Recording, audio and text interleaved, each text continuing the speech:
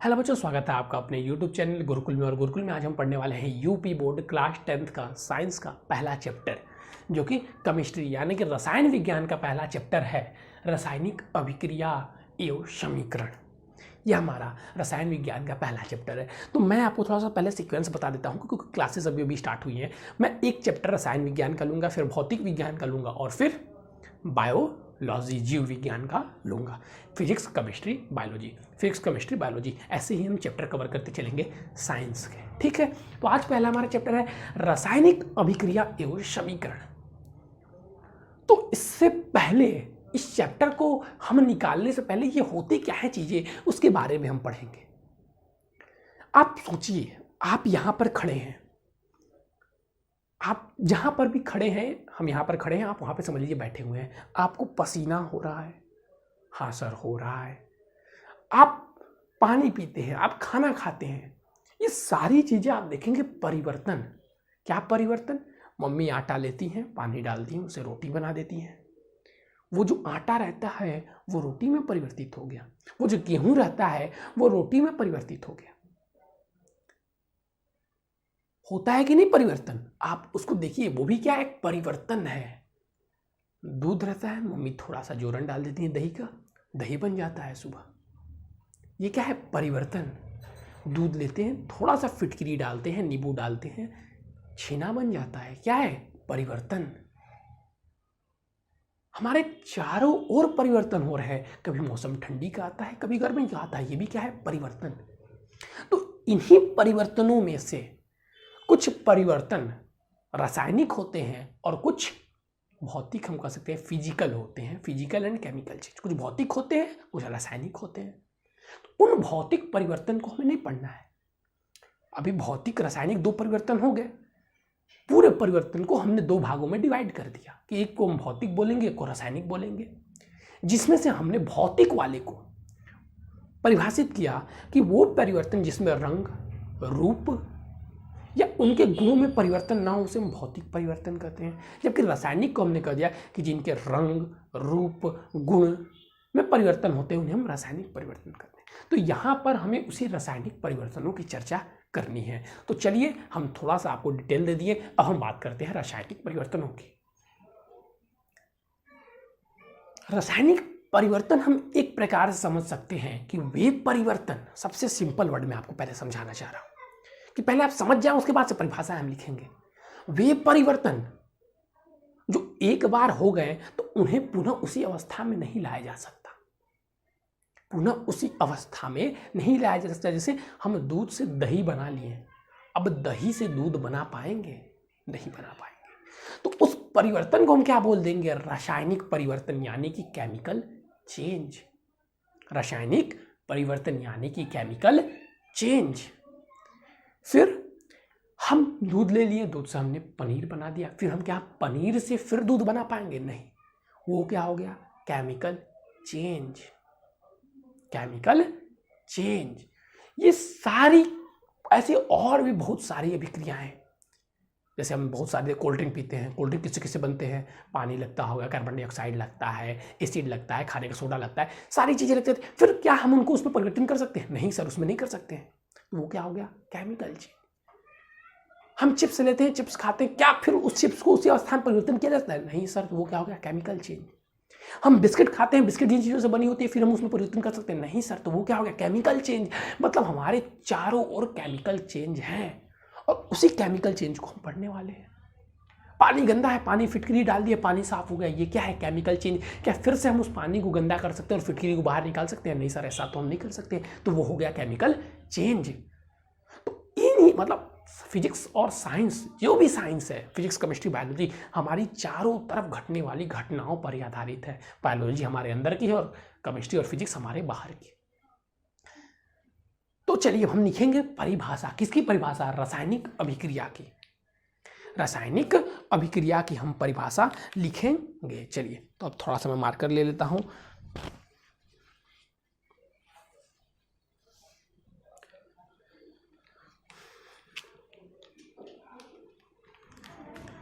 देखिए, रासायनिक परिवर्तन परिभाषा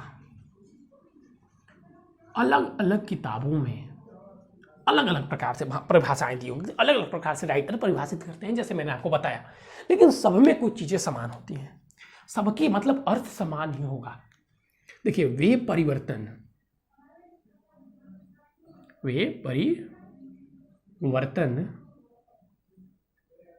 जिनमें पदार्थ के रंग रूप गुण, रंग परिवर्तन हो गया, गुण परिवर्तन हो गया, संघट्ट परिवर्तन हो गया, रंग रूप गुण संघट्ट। अच्छा, अवस्था बच्चे कुछ बोलते हैं, अवस्था परिवर्तन नहीं, अवस्था परिवर्तन को हम लोग नहीं जोड़ेंगे, अवस्था परिवर्तन को हम लोग नहीं जोड़ेंगे। क्यों सर, अवस्था परिवर्तन को हम लोग क्यों नहीं जोड़ते हैं? अवस्था परिवर्तन को हम लोग क्यों नहीं जोड़ते हैं? पानी को फ्रिज में डाला, बर्फ बन गया, अवस्था परिवर्तन नहीं हुआ, लिक्विड टू सॉलिड, लेकिन वो क्या है? केमिकल चेंज नहीं, फिजिकल चेंज। ठीक है, तो वे परिवर्तन जिनमें पदार्थ के रंग रूप गुण संघट्ट आदि में परिवर्तन होता है,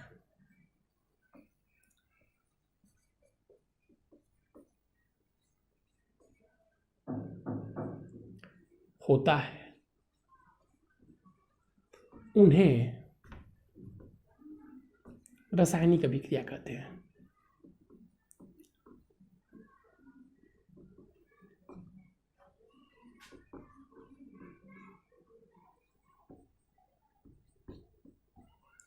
ठीक, फिर लास्ट में ये भी लिखेंगे, ये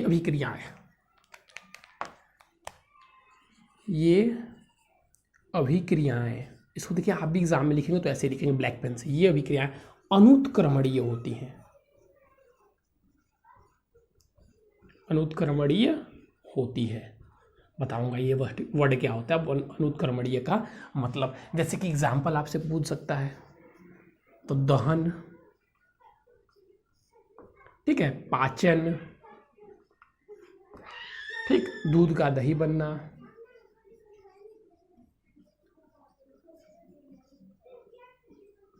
इत्यादि। इतनी चीजें आपको पहले याद कर लेनी है परिभाषा के तौर पर, कि वे परिवर्तन जिनमें पदार्थ के रंग रूप गुण संघट्ट, रंग रूप गुण संघट्ट आदि में परिवर्तन होता है, उन्हें रासायनिक परिवर्तन कहते हैं। ये अभिक्रिया या ये परिवर्तन, अगर रासायनिक अभिक्रिया दिया होगा तो यहाँ पे वे अभिक्रिया लिखेंगे, परिवर्तन नहीं, वे अभिक्रिया लिख देंगे। वे अभिक्रिया जिनमें पदार्थ के रंग रूप गुण आदि संघट्ट आदि में परिवर्तन होते हैं, उन्हें रासायनिक अभिक्रिया कहते हैं। ये अभिक्रिया अनुत्क्रमणीय होती है। अब देखिए, दो वर्ड होते हैं, अनुत्क्रमणीय और उत्क्रमणीय, जिन्हें इंग्लिश में बोलते हैं, उत्क्रमणीय को बोलते हैं रिवर्सिबल और अनुत्क्रमणीय को बोलते हैं इरिवर्सिबल। तो उत्क्रमणीय का मतलब क्या होता है कि जैसे पानी से बर्फ बना दिया, फिर बर्फ से पानी बन जाए, तो वो उत्क्रमणीय है, मतलब सेम पदार्थ को सेम चीजों में परिवर्तन किया जा सके। और अनुत्क्रमणीय क्या होता है, जैसे दूध से दही बना दे, लेकिन दूध से दही से दूध नहीं बना पाएंगे, मतलब उसको परिवर्तन नहीं कर पाएंगे, तो वो अनुत्क्रमणीय है। तो ये अनुत्क्रमणीय अभिक्रिया है, रासायनिक अभिक्रिया। एग्जाम्पल आपके पास है। अब कुछ बच्चे हमसे कहते हैं, सर हमारे चारों ओर तो इतनी घटनाएं घट रही हैं, किन गुणों के आधार पर ये हम पता करेंगे? ये चीज़ें तो आपने बता दी कि रंग रूप गुण, अब हम सर गुण कैसे पता करें? हम तो बहुत बड़े साइंटिस्ट हैं नहीं। अब संघट्ट उसका सर हम लेके जांच करेंगे माइक्रोस्कोप में। मैंने बोला भाई, घटना की जांच करनी है तो करना ही पड़ेगा, कुछ हमें ऐसे फैक्टर बताइए जिसे हम देखते ही बता दें सर कि कौन सी अभिक्रिया रासायनिक और कौन सी भौतिक है। मैंने बोला ठीक है, तो अब लिखिए रासायनिक अभिक्रिया पहचानने के, रासायनिक अभिक्रिया पहचान या पहचानने के लक्षण।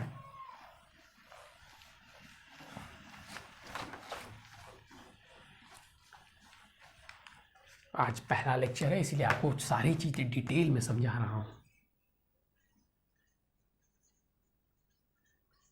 और हमारे साथ हमेशा ऐसा ही होगा, हम रटवाएंगे नहीं, ऐसे ही समझा के ले चलेंगे। रासायनिक अभिक्रिया की पहचान,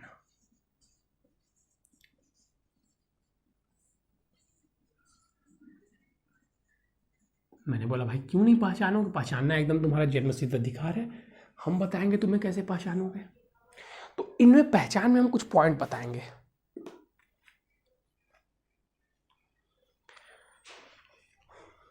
अवस्था में परिवर्तन,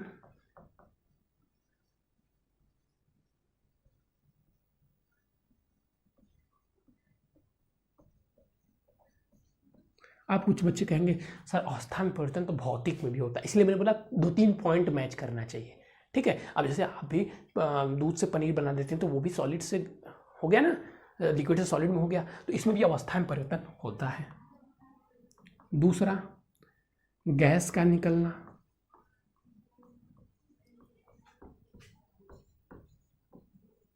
मान लीजिए आपने 2 चीजें ली और 2 चीजों को मिला दिया,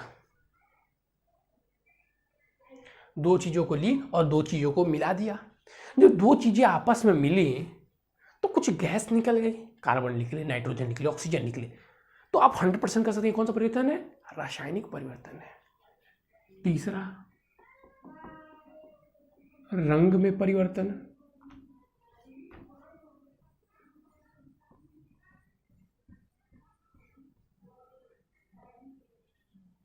हम पीले रंग का लिए, उसके साथ एक प्रोडक्ट मैच किए, वो हरे रंग का हो गया, कौन सा, रासायनिक अभिक्रिया। चौथा,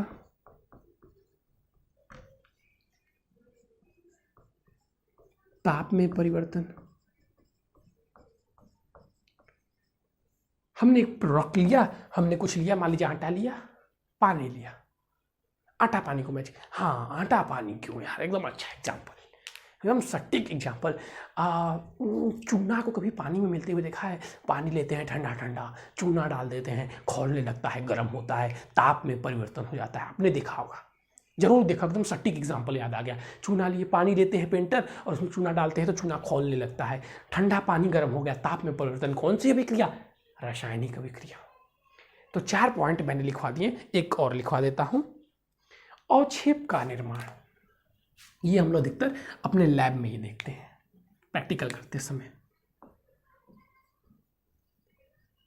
अवक्षेप का निर्माण, अवक्षेप जैसे हम कुछ कर रहे हैं, हमने 2 चीज़ों को मिलाया और कुछ चीज़ें क्या हुई, तली में आके नीचे बैठ गई।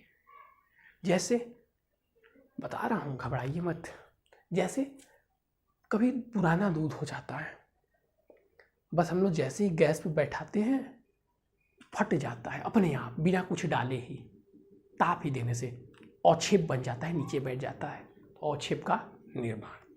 ठीक है, तो ये चीज़ें थी रासायनिक अभिक्रिया पहचानने के। तो अभी हमने अभिक्रिया के ऊपर चर्चा कर ली, अब हम बात करेंगे समीकरण की और फिर हम आएंगे अभिक्रिया पे कि अब रासायनिक समीकरण क्या होता है। ठीक है, मोस्टली हमें पढ़ना अभिक्रिया ही है, लेकिन अभिक्रिया करने से पहले हमें समीकरण के बारे में तो जानना होगा। तो देखिए, समीकरण से न परिभाषा पूछी जाती है पेपर में और न कोई पूछने जाने वाली भी चीज़ें हैं, समीकरण बस आपको समझना होगा। ठीक है, लेकिन मैं सारी चीज़ें यहाँ पे लिखवाता चलूँगा, ये मत सोचिएगा कि यहाँ पे कुछ लिखवाया नहीं जाएगा। रासायनिक, इसका महत्व समझने का है, रासायनिक समीकरण। अब रासायनिक समीकरण क्या होता है, देखिए पहले तो मैं आपसे रासायनिक समीकरण पढ़ाने से पहले एक जिक्र करना चाहूँगा कि जितने भी बच्चे हैं जो इस वीडियो को देख रहे होंगे, वे आज ही पीरियोडिक टेबल होता है हमारा, ठीक है, आवर्त सारणी जिसे हम बोलते हैं, आवर्त सारणी यानी कि पीरियोडिक टेबल, उन पीरियोडिक टेबल में से 30 तत्व का 1 से लेकर 30 तत्व तक आपको उनके नाम याद रखने हैं। 1 से 30 तक के तत्व के नाम, उनका प्रतीक, उनका एटॉमिक नंबर, परमाणु नंबर और परमाणु क्रमांक, परमाणु भार और परमाणु क्रमांक, परमाणु क्रमांक और परमाणु भार याद रखना है। तो 1 से लेकर कौन कौन से सर तत्व आते हैं, तो हाइड्रोजन से स्टार्ट होता है, hydrogen, helium, lithium, barium, boron, carbon, nitrogen, fluorine, neon, sodium, निकल, कॉपर, जिंक, हाइड्रोजन से लेकर Zn, जिंक तक। ये ABCD है। ये हाइड्रोजन आपका पहला तत्व है और जिंक आपका तीसरा तत्व है। ये ABCD है। जैसे हम लोग इंग्लिश पढ़ने से पहले ABCD लर्न करते हैं ना, केमिस्ट्री की ये ABCD है। अगर ये सारी चीज़ें गूगल पे जाएंगे आसानी से मिल जाएंगी, ये आपके बुक में भी दी हुई है, इसीलिए मैं लिखवा नहीं रहा हूँ। नहीं मिलती है आप हमसे बोलिएगा, मैं लिखवा दूंगा, या हमारे व्हाट्सअप नंबर डिस्क्रिप्शन में भी दिया हुआ है, ले सकते हैं आप। मैं लिख भी देता हूँ यहाँ पे 9532060199। जो बच्चे चाहेंगे तो उन्हें व्हाट्सअप में मैसेज कर देंगे, तो उन्हें मैं ही सेंड कर दूंगा। तो ये आपको याद होना बहुत ही ज़रूरी है बच्चों, ठीक है। चलिए अब हम याद करते हैं, अपने समीकरण के बारे में चर्चा करते हैं।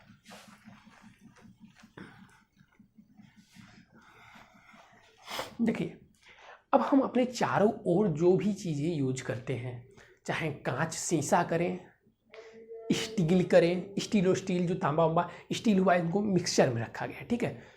स्टील मतलब ये भी मिक्सचर में किन किस चीज़ों से बनते बताया जाएगा। कांच हुआ, तांबा हुआ, ठीक है, कांच हुआ, तांबा हुआ, नमक हुआ, नमक में तत्व जो होता है सोडियम वो हुआ। तो सभी तत्व जितने भी चीज़ें हम लेते हैं ना, कुछ चीज़ों से मिलकर बने होती हैं।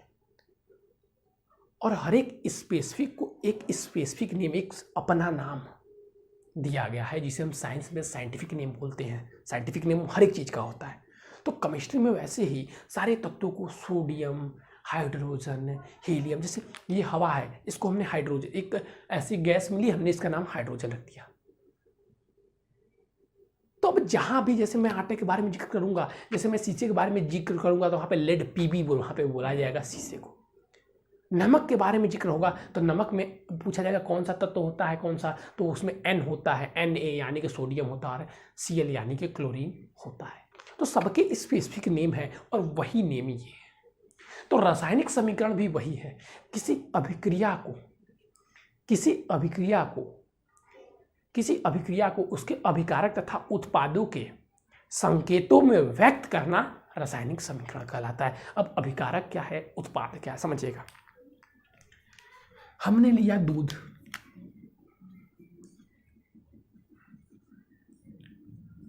दूध उसको हम बनाना चाहते हैं दही, तो यहाँ पे जोरन लेंगे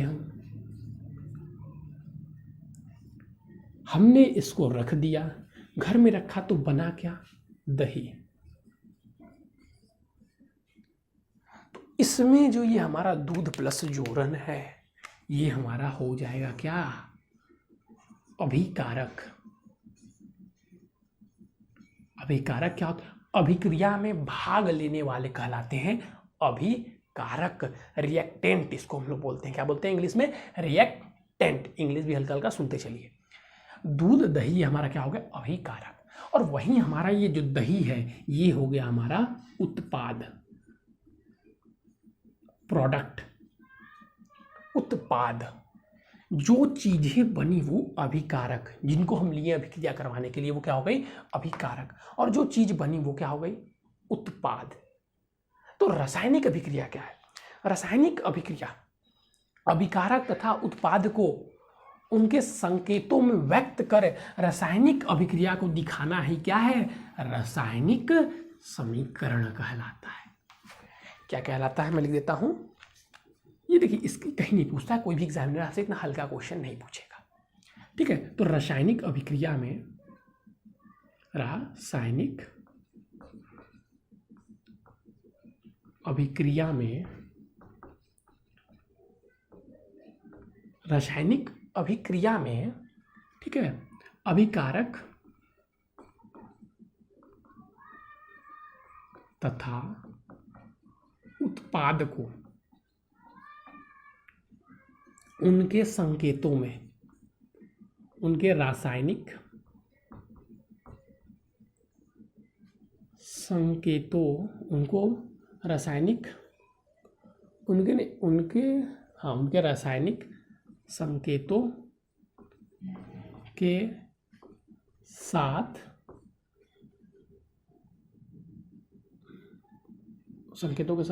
व्यक्त करना। रासायनिक अभिक्रिया में अभिक्रिया को अभिकारक तथा उत्पाद अभिकारक तथा उत्पाद के उनको अभिकारक तथा उत्पाद को उनके संकेतों के साथ व्यक्त करना ही रासायनिक समीकरण कहलाता है। रासायनिक समीकरण कहलाता है।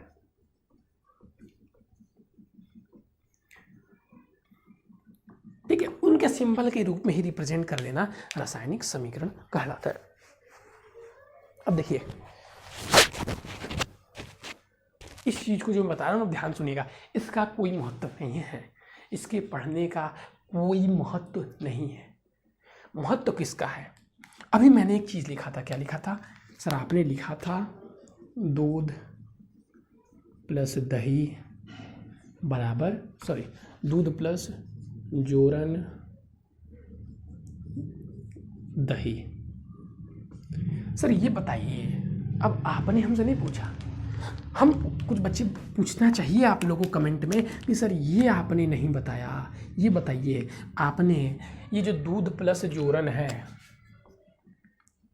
दूध प्लस जो जोरन है, इसको आपने इसी साइड क्यों लिखा है सर जी?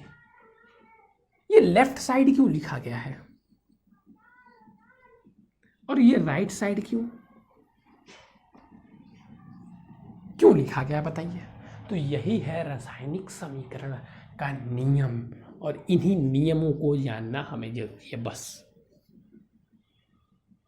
क्या कि जो अभिकारक होंगे वो लेफ्ट साइड रहेंगे और जो उत्पाद रहेंगे वो राइट साइड रहेंगे। क्या बोला मैंने? कि जो अभिकारक रहेंगे वो लेफ्ट साइड रहेंगे और जो उत्पाद रहेंगे वो राइट साइड रहेंगे। पहला नियम, इसको आप चाहें तो अपनी कॉपी में नोट करते भी जाइएगा। दूसरा नियम,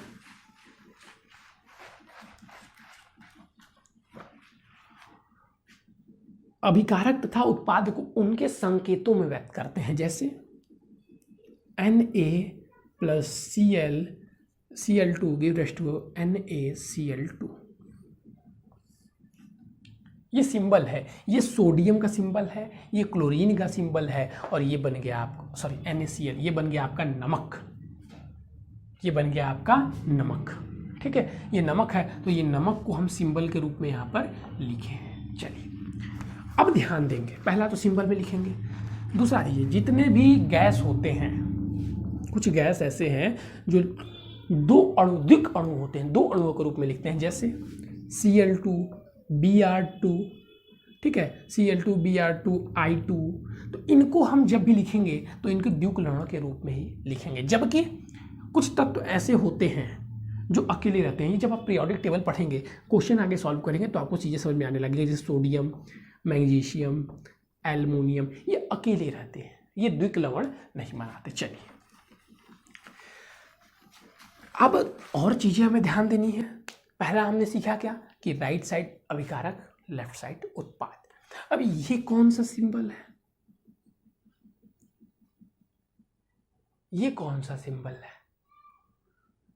रासायनिक अभिक्रियाओं में भी करो, ठीक है, ये कौन सा सिंबल है? इसी को बोलते हैं, ये अनुत्क्रमणीय का सिंबल है। ये किसका सिंबल है? अनुत्क्रमणीय का सिंबल है। तो इस सिंबल के उस साइड ही क्या रहेगा? उत्पाद रहेगा। दूसरी चीज है। अब तीसरी चर्चा, और जो सबसे महत्वपूर्ण है, ये देखिए यहां पे लिख रहा हूं 2 नंबर की बात। 2 नंबर की बात, ये मत समझिएगा 2 नंबर की बात वो वाली 2 नंबर की बात है। मतलब ये एग्जाम में 2 नंबर का आएगा, एग्जाम में 2 नंबर का आएगा। यही मैं ये भी आपको बताता चल रहा हूं। जो आता है समानता, इनका कहना ये है रासायनिक समीकरण का कि जितने अभिकारक होंगे, जितने अभिकारक होंगे, जितने अभिकारक के तत्व होंगे उतने ही तत्व उत्पाद में भी होंगे।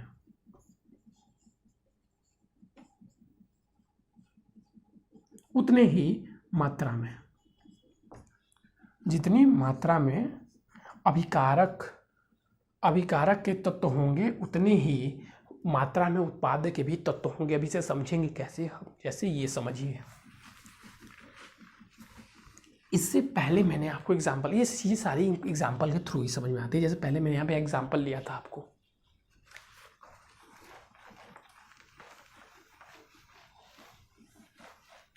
यहाँ पे एग्जाम्पल क्या लिया था सर? आपने लिया था Na+Cl2 give rush to NaCl। तो इनका कहना ये है कि ये सोडियम यहाँ पे कितनी संख्या में उपस्थित है? एक संख्या में। ये क्लोरीन यहाँ पर कितनी संख्या में उपस्थित है? दो संख्या में। यहाँ पे सोडियम कितनी संख्या में उपस्थित है? एक संख्या में। क्लोरीन कितनी संख्या में उपस्थित है? एक संख्या में। तो ये बोलते हैं कि जब क्लोरीन यहाँ पे दो संख्या में है तो यहाँ पर भी दो संख्या में ही होना चाहिए। इनका कहना है कि जब यहाँ पे क्लोरीन दो संख्या में है तो यहाँ पर भी दो संख्या में होना चाहिए। इसे ही हम कहते हैं रासायनिक समीकरण को संतुलित करना। इसे क्या बोलते हैं? रासायनिक समीकरणों को संतुलित करना। तो हम बोलते हैं ठीक है भाई, आपका रूल हम मानेंगे। तो अब हम इसमें दो लाने के लिए हम यहाँ पे दो नहीं लगाते हैं, यहाँ पे दो लगाना हमें अलाउ नहीं है। वो बोलते हैं आप ऊपर दो लगा दीजिए। हमने बोला चलिए भाई हम ऊपर दो लगा देते हैं। लेकिन हम जैसे ही ऊपर दो लगाते हैं, जैसे ही हम ऊपर दो लगाते हैं वैसे ही हम देखते हैं अब अगर Cl2 यानी कि क्लोरीन दो हो गया तो ये भी तो दो हो गया।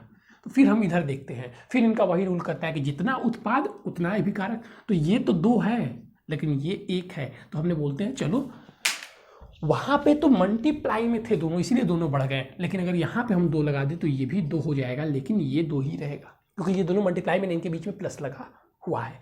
ऐसे है तो मल्टीप्लाई में प्लस लगा हुआ है तो दोनों अलग अलग है। तो ये दो यहाँ पे लगा दिए तो अब सब क्या हो गए? दो दो हो गए।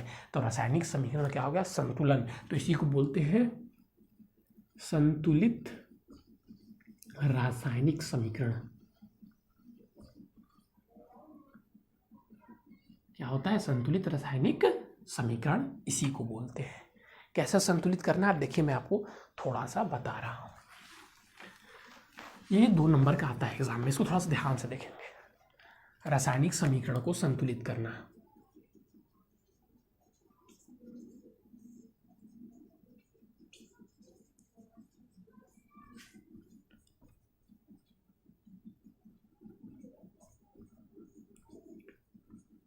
ठीक है, ये हमारा इंपॉर्टेंट टॉपिक है तो इसको ध्यान से देखना आपका क्या है? फर्ज है। बहुत ही ध्यान से देखना आपका फर्ज है। जैसे मान लीजिए हम यहाँ पे रिएक्शन करवाते हैं Na+H2O, तो ये हमारा क्या बन जाएगा? NaOH+H2। तो हम अब देखेंगे पहले यहाँ पे Na क्या है? एक है। यहाँ पर भी Na क्या है? एक है। अगर आपको ऐसे देखने नहीं आता है तो कुछ लोग कहते हैं ऐसे चार्ट बना लो, यहाँ पे लिख लो Na, यहाँ पे लिख लो H और यहाँ पे लिख लो O। तो देखो इधर Na कितना है? 1, H कितना है? 2, O कितना है? 1। तो यहाँ पे भी लिख लो Na, O लिख लो, H लिख लो। यहाँ पे Na कितना है? 1, O कितना है? 1, H कितना है? तो 1 यहाँ पे है, 2 यहाँ पे है, तो 3 टोटल काउंट करते हैं। अब यहाँ से मैच करो, क्या Na 1 है? हाँ Na 1 है। क्या ऑक्सीजन 1 है? हाँ ऑक्सीजन 1 है। क्या हाइड्रोजन 2 है? हाइड्रोजन 2 है। हम बोलते हैं नहीं, हाइड्रोजन तो 2 नहीं है, हाइड्रोजन तो 2 नहीं है। तो फिर हमें उन बोलते हैं कि चलो भाई तुम यहाँ नहीं लगा सकते हो कुछ, लेकिन तुम ऊपर लगा सकते हो कुछ भी। हम बोलते हैं ठीक है गुरुजी ऊपर लगा सकते हैं? बोलते हैं हाँ भाई तुम ऊपर लगा सकते हो। तो हम बोलते हैं, और वो हमें ये भी बोलते हैं कि तुम ऊपर तो लगा सकते हो, लेकिन ये बात ध्यान रखना कि अगर तुम मल्टीप्लाई वाले में लगाओगे तो इसके साथ साथ ये भी बढ़ेगा। हम बोलते हैं ठीक है गुरुजी कोई परेशानी नहीं है। तो हमने देखा इसमें हाइड्रोजन कहाँ पे? तो बस हाइड्रोजन यहीं पे था, तो हम बोलते हैं चलो यहाँ पे हम 2 लगा देते हैं। अब वो बोलते हैं कि अगर यहाँ पे तुम 2 लगाए तो इसका इससे ऊपर नीचे का मल्टीप्लाई हो जाएगा। मैंने बोला बाप रे ये भी हो गया? तो बोले हाँ इसका इससे मल्टीप्लाई हो जाएगा। तो बोले 2 2 जा 4, तब यहाँ पे हाइड्रोजन हो गया 4। मैंने बोला अभी भी चीज़ नहीं हुआ, सब तो सेम है। और उसी के साथ यहाँ पे ऑक्सीजन भी कितना हो गया मल्टीप्लाई में? 2। तब मैंने तो 1 सही करने जाना था, लेकिन यहाँ पे तो 2 गड़बड़ हो गए। उसकी चिंता आपको नहीं करनी होती है। आप अगर अब ध्यान से देखेंगे तो यहाँ पे ऑक्सीजन को पहले हम 2 कर देते हैं। तो यहाँ पे जैसे ही हम 2 लगाते हैं तो ऑक्सीजन तो हमारा हो गया 2। अब इस 2 के साथ साथ ये कितना हो गया, ये भी हो गया 2, और ये कितना हो गया, ये H, 2 यहाँ पे और 2 यहाँ पे, H भी हो गया 4। तो हमने अब देखा कि ये भी बैलेंस हो गया, ये भी हो गया और ये भी हो गया और ये भी हो गया, लेकिन ये Na2 रह गया, यहाँ पे 1 है। तो हमने बोला 2 यहाँ पे लगा दो, तो 2 यहाँ पे हो गया, तो ये भी 2 हो गया, तो ये भी 2 हो गया, क्योंकि ये प्लस में है, मल्टीप्लाई में नहीं है। तो ये हमारा संतुलित हो गया, ये हमारा समीकरण संतुलित हो गया।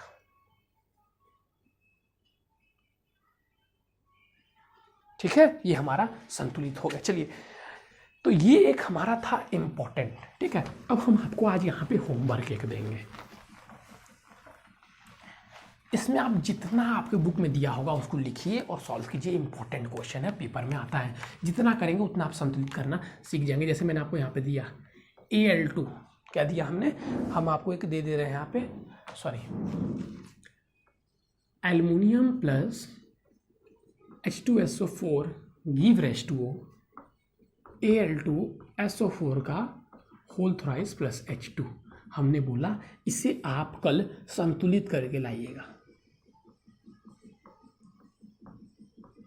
होमवर्क है ये आपका, जिनका भी हो जाएगा। हमने जो व्हाट्सअप नंबर डिस्क्रिप्शन में दिया था या भी नंबर भी दिया था, तो उस पर बच्चे क्या करेंगे, सेंड कर देंगे। ठीक है, तो आज के लिए बच्चों बस इतना ही, फिर कल मिलेंगे दूसरी टॉपिक के साथ। तो आज के लिए बस इतना ही। Thank you, have a nice day.